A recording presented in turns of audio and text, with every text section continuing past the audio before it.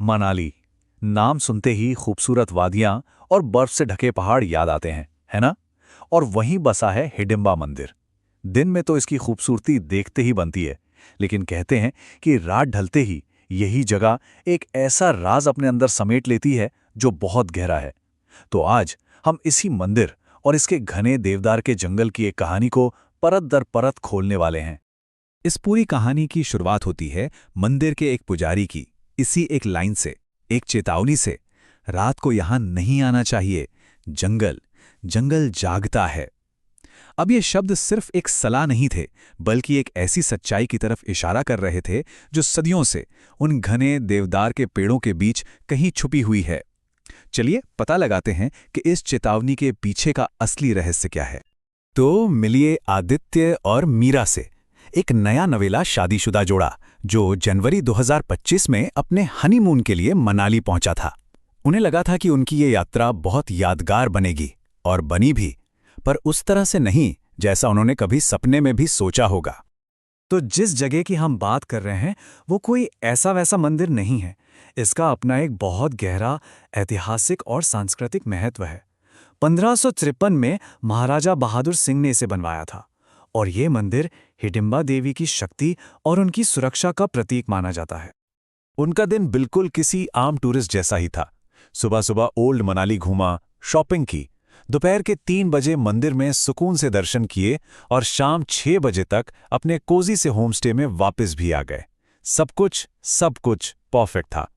लेकिन फिर रात के 10 बजे उन्होंने एक फैसला लिया, चांदनी रात में मंदिर को फिर से देखने का फैसला। और बस यही वो एक फैसला था जिसने आगे की पूरी कहानी बदल कर रख दी। पुजारी ने उन्हें असल में ये पूरी बात कही थी।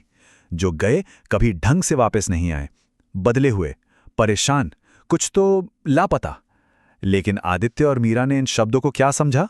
बस एक पुरानी कहानी, एक अंधविश्वास, और उसे वहीं नजरअंदाज कर दिया। पर वो ये नहीं जानते थे कि जंगल के जो नियम होते हैं ना, वो इस बात में फर्क नहीं करते कि कौन मानता है और कौन नहीं। तो सवाल ये है कि आखिर उन्होंने इतनी बड़ी चेतावनी को अनसुना क्यों कर दिया? जवाब बड़ा सिंपल है, बस एक रोमांटिक ख्याल के लिए। उन्हें लगा कि चांदनी रात में बर्फ से ढके उस मंदिर को देखना एक छोटा सा हार्मलेस एडवेंचर होगा। लेकिन उन्हें इस बात का अंदाजा बिल्कुल नहीं था कि वो एक ऐसी सीमा पार करने जा रहे थे जिसे पार नहीं करना चाहिए था। ये देखिए, दिन और रात का फर्क कितना साफ है। दिन में जहां मंदिर में लोगों की भीड़ होती है, प्रार्थनाएं गूंजती हैं, एक चहल पहल होती है, वहीं रात में वही जगह बिल्कुल सुनसान और कह सकते हैं थोड़ी खौफनाक हो जाती है। एक ऐसी जगह जहां जाने पर लगता है कि कोई है जो आपको लगातार देख रहा है। और हुआ भी वही। जैसे ही वो रात में मंदिर पहुंचे, माहौल पूरी तरह से बदल चुका था। वो दिन वाली चहल पहल गायब थी। हर तरफ एक अजीब सी खामोशी थी, और ठंड भी मानो अचानक बढ़ गई थी। और इसी सबने मीरा को अपने फैसले पर शक करने के लिए मजबूर कर दिया। और बस यहीं से जंगल ने अपना असली रूप दिखाना शुरू किया। वो जंगल जो अब तक बिल्कुल खामोश था, अब जैसे जिंदा होने वाला था। उनका वो छोटा सा एडवेंचर अब एक भयानक सपने में तब्दील होने वाला था। अचानक मंदिर के ठीक पीछे वाले जंगल से एक आवाज आई, एक गाने की आवाज, किसी महिला की लग रही थी। अजीब बात यह थी कि ये आवाज डरावनी नहीं बल्कि बुलाने वाली थी, और शायद यही बात सबसे ज्यादा डरावनी थी। आओ, यहां आओ, जंगल में आओ, खेल खेलेंगे। सुनने में कितना मासूम लग रहा है ना? पर यह असल में एक न्योता नहीं, एक जाल था। एक ऐसा जाल जो उन्हें जंगल की और गहराइयों में खींच रहा था। जैसे ही आदित्य और मीरा को असली खतरे का एहसास हुआ, उन्होंने वहां से भागने की कोशिश की, लेकिन तब तक बहुत देर हो चुकी थी। ऐसा लगा जैसे जंगल ने उन्हें अपनी गिरफ्त में ले लिया हो। जिस रास्ते से वो आए थे, वो रास्ता ही गायब हो चुका था, और चारों तरफ के पेड़ एक दीवार की तरह उन्हें घेर रहे थे। और फिर जंगल के बीचों बीच उनका सामना हुआ 5 प्राचीन आत्माओं से।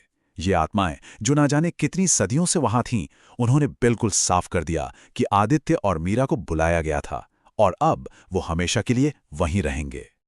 जब लगा कि अब सारी उम्मीदें खत्म हो चुकी हैं, सारी कहानी खत्म हो चुकी है, ठीक तभी कहानी में एक ऐसा मोड़ आया जिसकी किसी ने कल्पना भी नहीं की थी। एक ऐसी शक्ति सामने आई जो उस जंगल और उन आत्माओं से भी कहीं ज्यादा शक्तिशाली थी। वो कोई और नहीं बल्कि स्वयं हिडिंबा देवी थीं। उनकी एक तेज दिव्य रोशनी ने पूरे अंधेरे को चीर दिया और उनका सिर्फ एक शब्द, रुको, उन आत्माओं को वहीं का वहीं रोकने के लिए काफी था। उनका आना आदित्य और मीरा के लिए किसी चमत्कार जैसा ही था। तो पता चला कि ये आत्माएं असल में दुष्ट नहीं थी।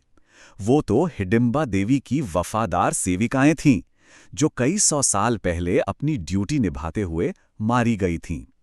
सदियों के अकेलेपन ने उन्हें ऐसा बना दिया था कि वो बस अपने साथ किसी को रखना चाहती थीं। तब हिडिंबा देवी ने आदित्य और मीरा को समझाया कि पवित्र स्थानों पर रात में ना जाने का नियम आखिर बनाया क्यों गया है। ये सिर्फ कोई पुरानी कहानी या अंधविश्वास नहीं है, बल्कि इंसानों की दुनिया और देवी देवताओं की दुनिया के बीच एक जरूरी सीमा है, एक बाउंड्री है जिसका सम्मान हर हाल में होना चाहिए। उस एक रात के बाद आदित्य और मीरा की जिंदगी हमेशा हमेशा के लिए बदल गई। हाँ, वो बच तो गए, लेकिन एक ऐसा सबक सीख कर लौटे जो दुनिया की कोई भी किताब नहीं सिखा सकती। और सबसे हैरान कर देने वाली बात पता है क्या थी? जिस खौफ को, जिस डर को उन्होंने घंटों तक महसूस किया था, वो सब असल में सिर्फ 40 मिनट में खत्म हो गया था। ये दिखाता है कि उस अलौकिक जगह पर शायद समय भी अलग तरह से काम करता है। तो आखिर इस पूरी कहानी से हमें क्या सीख मिलती है? ये 4 बातें उस रात का पूरा सार हैं। पहली, पवित्र स्थानों और उनके नियमों का हमेशा सम्मान करें, वो किसी वजह से ही बनाए गए हैं। दूसरी, स्थानीय लोगों की चेतावनियों पर ध्यान दें, उनमें सदियों का अनुभव और ज्ञान छिपा होता है। तीसरी बात, ये समझना कि कुछ किंवदंतियों सिर्फ कहानियां नहीं, बल्कि हमारी सुरक्षा के लिए खींची गई लक्ष्मण रेखाएं होती हैं। और चौथी, कृतज्ञता, ये एहसास कि हम सुरक्षित हैं अपने आप में सबसे बड़ा और शक्तिशाली प्रसाद है। हिडिंबा देवी के आने से सिर्फ आदित्य और मीरा ही नहीं बचे, बल्कि उन 5 आत्माओं को भी सदियों की कैद से आजादी मिल गई।